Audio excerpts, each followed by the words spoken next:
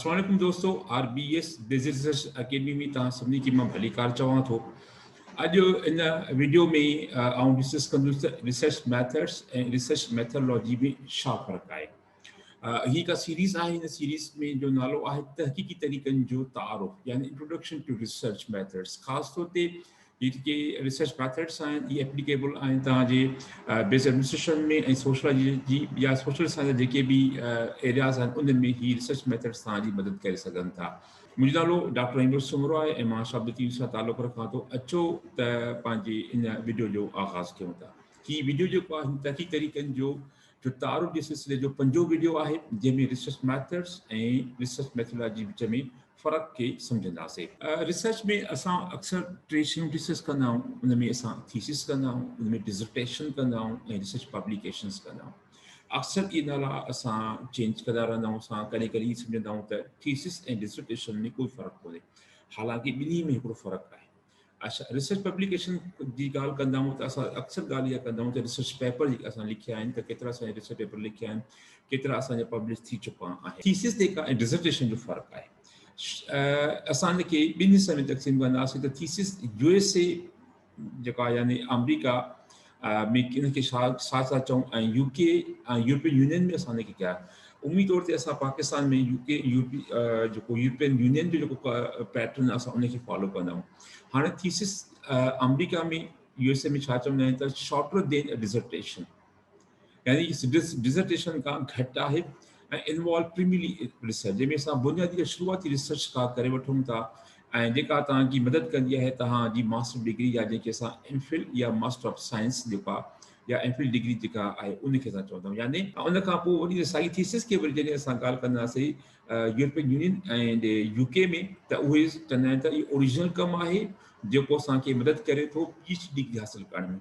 यानी PhD जेको degree वारो दोस्त जेको आहे UK में, उहो चवंदा आहिनि असां थीसिस लिखूं था ऐं थीसिस सां वटि आम आहे। भई असां ॻाल्हि अक्सर कंदा आहियूं त भई PhD थीसिस ताईं लिखिजी वई आहे, या दोस्त चवंदा आहिनि जेके PhD में इनरोल्ड उहे चवंदा आहिनि सर मां थीसिस लिखी रहियो आहियां। ठीकु आहे। ॿिए तरफ़ डिज़र्टेशन जेको कॉन्सेप्ट आहे, हिन में आहे त constitute an original research project. ठीकु आहे। हाणे जेको आहे USA में डिज़र्टेशन चवंदा आहिनि जेको आहे डॉक्टरल डिग्री में, यानी जेके तव्हां PhD कयो था UK पंहिंजे USA मां, त उनखे हू चवंदा आहिनि डिज़र्टेशन, जेका ओरिजिनल कमु हूंदो आहे, एडवांस कमु हूंदो आहे। ऐं इहा डिज़र्टेशन वरी जेका तव्हांखे डॉक्टरल डिग्री यानी डॉक्टरेट हासिलु करण में मदद कंदी आहे। ऐं वरी इन डिज़र्टेशन वरी UK USA में छा आहे, UK ऐं यूरोपियन में छा आहे part of the master degree, यानी मास्टर डिग्री उते कंदा आहिनि, उनखे असां हू डिज़र्टेशन कंदा आहिनि। ऐं जेका PhD हूंदी आहे उनखे हू थीसिस चवंदा आहिनि, ख़ासि तौर ते यूरोपियन यूनियन ऐं UK में।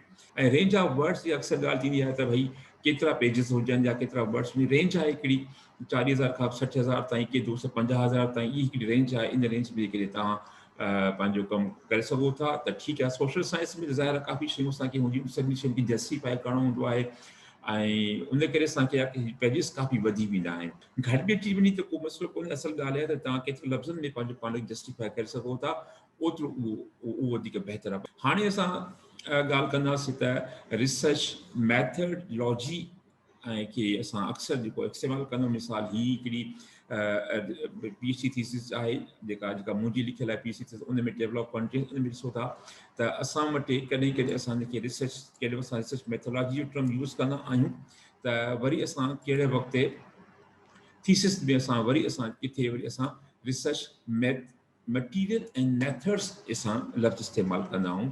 ॻाल्हि साॻी आहे रिसर्च मैथडोलॉजी। अच्छा, उन खां पोइ वरी असां किथे वरी असां मैथडोलॉजी सां डिज़र्टेशन में इस्तेमालु कंदा आहियूं। ठीकु आहे। ऐं उन खां अलावा वरी असां ॾिसंदासीं त असां कॾहिं कॾहिं ॿिए पेपर में रिसर्च पेपर में वरी कॾहिं कॾहिं असां इस्तेमालु कंदा आहियूं मैथडोलॉजी। यानी इहे मुख़्तलिफ़ टर्म आहिनि जेके असां वक़्तनि असां इस्तेमालु कंदा रहंदा आहियूं। हाणे ज़रूरत अच्छा ही बि आहे मिसाल तव्हांजी जंहिंमें असां ही मैथड्स असां इस्तेमालु कयूं था। ठीकु आहे। हाणे तव्हां रिसर्च मैथड्स ऐं मैथडोलॉजी इहे अक्सर इंटरचेंजबली यूज़ थींदा रहंदा आहिनि रिसर्च पेपर में या डिज़र्टेशन में या थीसिस में, पर मुंहिंजे तौर ते ॿिन्ही में फ़र्क़ु आहे जेको असांखे फ़र्क़ु सम्झणो पवंदो। ठीकु आहे। हाणे इन ॿिन्ही फ़र्क़ खे सम्झण खां अॻु में असां थोरो इहो पढ़ूं त मैथड छा हूंदो आहे, त पोइ असांखे रिसर्च मैथडोलॉजी ऐं रिसर्च मैथड आस्तीन सम्झ में अची वेंदा। हाणे मेथड जेको आहे इहो आहे अ पार्टिकुलर प्रोसीजर, को ख़ासि तरीक़ेकार आहे कंहिं शइ खे करण जो, का शइ हासिल करण जो।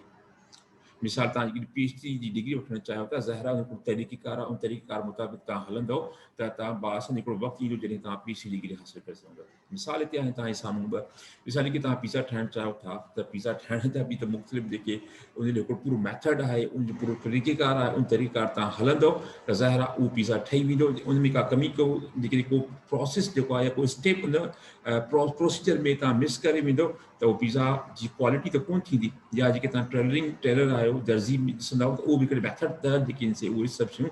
हाणे आहे हिते the difference between the research methods and research मैथडलॉजी।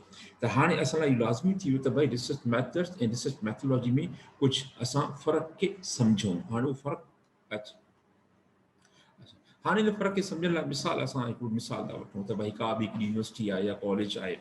हाणे उन में हिकिड़ो प्रॉब्लम आहे, रिसर्च सां जेका कंदा आहियूं कंहिं प्रॉब्लम खे हल करण लाइ कंदा आहियूं। पोइ रिसर्च गैप जेको इहो बि प्रॉब्लम आहे, रिसर्च गैप खे फिल करण लाइ कोशिशि कंदा आहियूं। जेका बि असांजी रिसर्च आहे उहा रिसर्च पेपर हुजे, थीसिस हुजे या डिज़र्टेशन हुजे, सभिनी में असांजे वटि को न को प्रॉब्लम हूंदो आहे, जंहिं प्रॉब्लम खे आइडेंटिफाई करे उन प्रॉब्लम खे हल करण जी कोशिशि कंदा आहियूं। हिते बि असांजो तव्हां ॾिसी रहिया आहियो त हिकिड़ो असांजो प्रॉब्लम आहे, ऐं असांजो प्रॉब्लम कहिड़ो आहे त भई इंस्टीट्यूट ऑफ बिज़नेस एडमिनिस्ट्रेशन या ॿियो को बि तव्हां डिपार्टमेंट ॾेई सघो, उते हिकिड़ी फैकल्टी शॉर्टेज आहे। हाणे उन फैकल्टी शॉर्टेज खे कीअं भरणो आहे, उनजो सॉल्यूशन असांखे ॻोल्हणो आहे। उनजो सॉल्यूशन कहिड़ो आहे, उहो इहो आहे त यूनिवर्सिटी और कॉलेज विल इनवाइट जॉब एप्लीकेशन। यानी शॉर्टेज खे फिल करण जे लाइ छा कंदा, ज़ाहिर आहे उहो जेको आहे जॉब एप्लीकेशन घुराईंदा त भई तव्हां अप्लाई कयो। And how the objective will be achieve, कीअं ऑब्जेक्टिव अचीव थींदो त ज़ाहिर आहे असां टे मेथड आहिनि असां वटि। वॉक इन इंटरव्यू कराईंदासीं, रिटन टेस्ट इंटरव्यू या डायरेक्ट इंटरव्यू, इहे टे मेथड आहिनि। हाणे इहे असांजा थी विया मेथड्स, या जेके असां रिसर्च मैथड्स चऊं था। यानी इन मसइले खे हल करण जे लाइ जेके असां वटि इहे टे मेथड्स आहिनि, ठीकु आहे। ऐं उन खां पोइ असां ॿी में अॻिते ईंदासीं त हाणे असां वटि हिते मेथड्स जी मक़सदु छा आहे त मेथड्स मक़सदु आहे त may be understood is all those methods technique that are used for the conduction of research. को बि रिसर्च करणु चाहियो था त उन लाइ जेके tools, techniques, statistical tools, research tools जेके आहिनि उहे असां सभिनी खे कलेक्टिवली असांखे असां मेथड या टेक्निक उहे लाज़मी आहिनि। Research methods are techniques thus refer to the methods the researcher used in the performing research operation. यानी को तव्हां रिसर्च जो करे रहिया आहियो उन में जेके बि तव्हां मेथड इस्तेमालु करे उन सभिनी खे असां जेके टूल्स या टेक्निक तव्हां इस्तेमालु करे रहिया आहियो असां उनखे मिलाए करे हिकिड़ो टर्म कंदा आहियूं जेके असां चवंदा आहियूं मेथड। उनखे अलावा ॿियनि लफ़्ज़नि में साईं चऊं त all those methods which are used by a researcher. उहे जेके मेथड जेके रिसर्चर टूल्स टेक्निक जेके रिसर्चर इस्तेमालु करे रहियो आहे during the course of his research problem or term is research method. असां उन सभिनी खे मिलाए करे असां उनखे रिसर्च मैथड चऊं था। हाणे उहे रिसर्च कहिड़ा कहिड़ा उहे बि तव्हांखे मां ॿुधायां थो। त इन हवाले खां रिसर्च मैथड जेको आहे CR कोठारी जेको किताब मशहूरु किताब उहो पंहिंजे में लिखे थो त research methods keeping with research method can be put into 3 groups. हाणे कहिड़ा ग्रुप आहिनि टे? सभ खां पहिरियों आहे त in the first group we include those method which are concern with the data collection. यानी डेटा कलेक्शन जेका असां कलेक्ट कयूं था उन के मेथड अचनि था। हिकिड़ो जेका कैटेगरी थी वई उन जी हिकिड़ो ग्रुप उहो थी जेका असां मेथड यूज़ कंदा आहियूं डेटा कलेक्शन जे लाइ, ठीकु आहे। ऐं ॿियो जेको सेकंड ग्रुप आहे उहो असांजो आहे collection of those statistical techniques। ज़ाहिर आहे डेटा कलेक्ट करण खां पोइ उनखे स्टैटिस्टिकल टेक्निक बि लॻाइणी पवंदियूं which are used to establish the relationship between the data and unknown। यानी जंहिंमें असां रिलेशनशिप क्रिएट कयूं था ज़ाहिर आहे उहो बि हिकिड़ो टेक्निक आहे। मिसाल तव्हां हिते मल्टीपल रेगुलेशन रन कयो, लॉजिस्टिक रेगुलेशन रन कयो या ॿी का टेस्ट तव्हां हिन में रन कई जंहिंमें तव्हां रिलेशनशिप या जंहिंमें इफेक्ट तव्हां चेक कयो था त इहो थी वियो रिसर्च मेथड जो ॿियो ग्रुप। ऐं टियों ग्रुप जेको असांजो थर्ड ग्रुप जेको असांजो आहे उहो असांजो आहे त दोस मेथड विच आर यूज़्ड जेके असां इस्तेमालु कंदा आहियूं evolute the accuracy of the result obtained. के का तव्हां रिज़ल्ट जेके मिलिया उहे केतिरा एक्यूरेट आहिनि उनखे एक्यूरेसी मापण जे लाइ बि असां वटि कुझु टूल्स आहिनि। यानी इहे सभई इहे जेके टिनि स्टेज या टिनि ग्रुपनि में असां वटि जेके टूल्स आहिनि इन सभिनी सां मिलाए करे असां हिनखे हिकिड़ो प्रॉपर टर्म चऊं था मेथड, ठीकु आहे। ऐं तंहिंखां पोइ असां अॻिते ईंदासीं त हाणे मेथड जेके असां वटि आहिनि से मोस्ट फ्रीक्वेंटली यूज़ मेथड कहिड़ा आहिनि असां वटि ऑब्जर्वेशंस आहिनि, पार्टिसिपेंट ऑब्जर्वेशन आहे, ठीकु आहे। उन खां पोइ असां सर्वे कंदा आहियूं। अक्सर असां जेके बेसिस रिसर्च में या सोशल साइंस अक्सर असां सर्वे कंदा आहियूं, ठीकु आहे।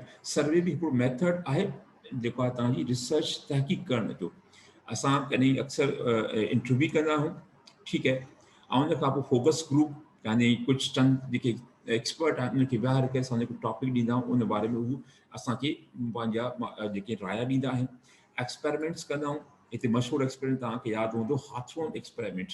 जेके दोस्त management principle of management subject पढ़िया आहिनि या ऑर्गेनाइजेशनल बिहेवियर सब्जेक्ट पढ़ियो आहे उनखे पक सां ख़बर हूंदी त हाथरोन एक्सपेरिमेंट आहे, तमामु मशहूरु एक्सपेरिमेंट आहे, जेको लंडन जे हाथरोन जेको इलाइक़ो हुयो उते हिकिड़ी फैक्ट्री हुई जिते उहो कयो हुयो। इन में जेको तजुर्बे कंदड़ वारो माण्हू उनजो इहो ई हो त भई जेके तव्हां वर्कर खे कुझु सहूलियतूं ॾींदव त छा उनजो इम्पैक्ट इन प्रोडक्ट ते पवे थो या नथो पए। यानी जेकी तव्हां हुनखे लाइट हिकिड़ी त 2 लाइट ॾियो, अञा वधीक इम्पैक्ट पवंदो। या उते जेके वेंटिलेटर हिकिड़ो आहे त 2 वेंटिलेटर खणी छॾियो, 2 दरियूं छॾियो, अञा वधीक। यानी जेतिरो उनखे सहूलियत ॾींदो ओतिरो वधीक उनजो आहे।